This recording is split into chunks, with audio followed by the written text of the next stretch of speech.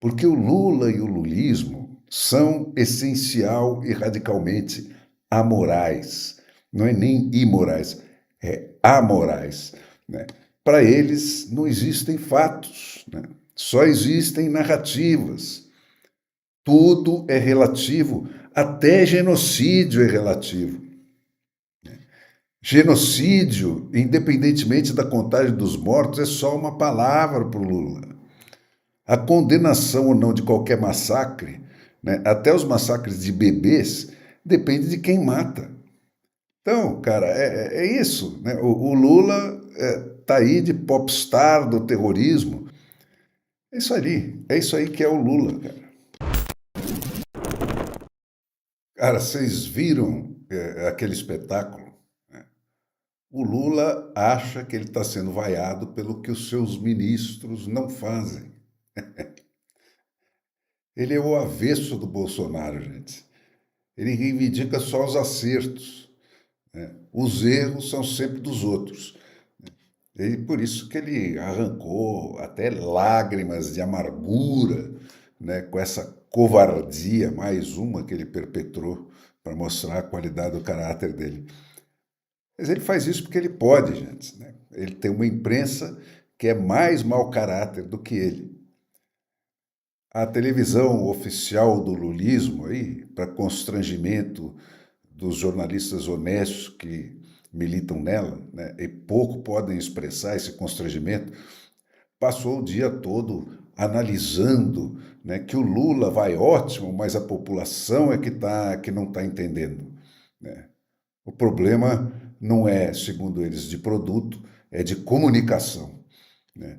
E sendo assim, os ministros têm que parar de falar só nas conquistas das suas pastas e aderir à narrativa do Lula, completa. O divórcio com a comunidade evangélica, que também foi muito debatida, é seminal, não tem cura. Né? Essa comunidade evangélica é a versão brasileira da reforma, né? Que rompeu com a imoralidade institucionalizada, né? Separou o pensamento dos atos e abriu o caminho para a democracia, né? Que o Lula dedicou a vida inteira a destruir. Então, isso aí é irrecuperável. Né? O Lula e essas televisões aí também acham que o Bolsonaro vem sendo ovacionado por onde ele passa pelos belos olhos dele. Não é, cara. Aquilo não é aplauso para o Bolsonaro. Muito mais é manifestação contra o golpe que o Lula está dando, porque não é um covardão como o Bolsonaro, né, que não teve a coragem de dar o dele, como ele disse hoje, abrindo aquele discurso nefando lá na reunião do Ministério. Naquelas reuniões do Bolsonaro lá, que os militares estão denunciando, né, tudo isso é o texto do cara que faz o relatório do interrogatório. Né? Não é o que os militares disseram. Né? Eu depois vou fazer para vocês uma matéria muito mais completa sobre isso, que eu estou tendo boas informações a respeito. Né? Mas naquelas reuniões, né, o Bolsonaro não estava tramando um golpe, né? Ele estava tentando se defender desesperadamente do golpe que ele estava levando. E é isso, num tom melancólico, de desespero, que está escrito palavra por palavra na tal minuta que o Alexandre de Moraes liberou aí. É o exato mesmo caso do Trump, gente. As primárias mostram que um monte de republicanos gostaria até de ter uma opção nova, mas nesse momento não dá.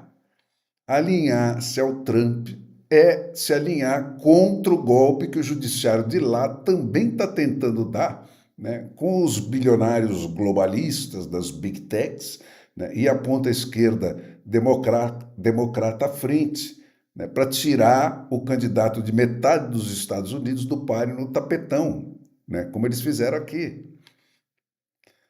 Hoje mesmo saiu esse dado lá nos Estados Unidos, né? O Google marcou como spam 77% dos e-mails da campanha de arrecadação de fundos dos republicanos, né? E só 11% dos e-mails para a mesma finalidade dos democratas. E isso, segundo o estudo que foi publicado hoje, custou mais de 2 bilhões de dólares em perdas para a arrecadação da campanha republicana. Então, hoje também, né, você teve aí esse momento, né, a vitória do Putin naquela eleição dele. E essas televisões analisando nessa mesma linha, né? Por que a Coreia do Norte, a China, a Venezuela já tinham ligado para parabenizar o assassino lá de Moscou e o Lula não? Né? Porque diante dos dados das pesquisas, o Lula resolveu aderir a uma narrativa negativa a esse respeito, né?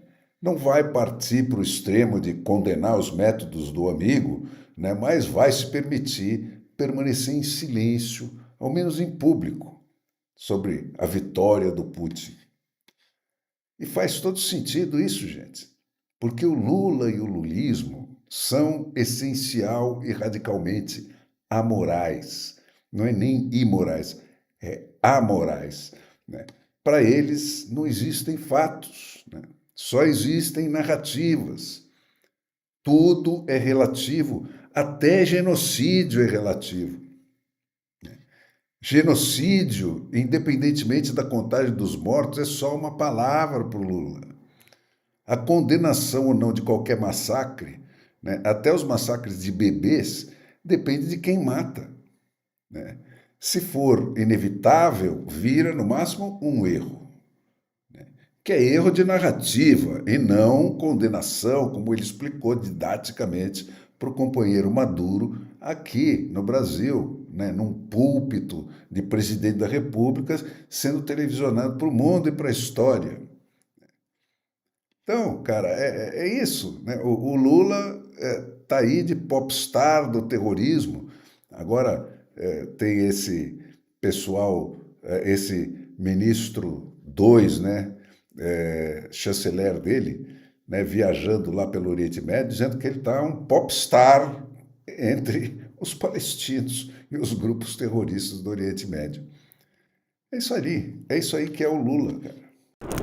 E vai continuar assim, né? O Alexandre de Moraes está num funil, né?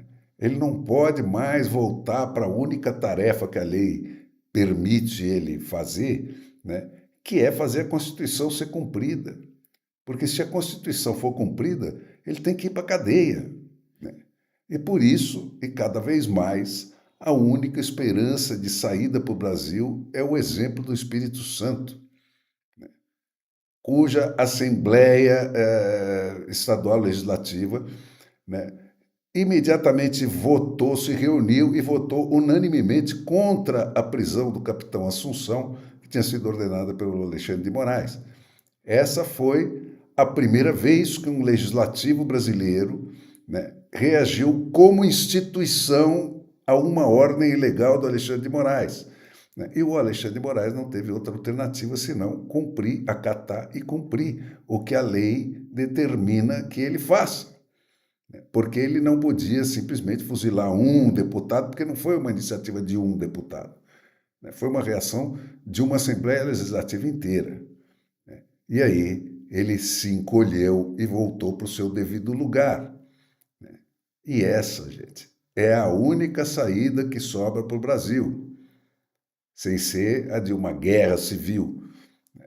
É fazer o Congresso Nacional passar a vergonha de não ter sido o primeiro, mas de ser o segundo a reagir como a Assembleia Legislativa do Espírito Santo reagiu para pôr essa corja no seu devido lugar.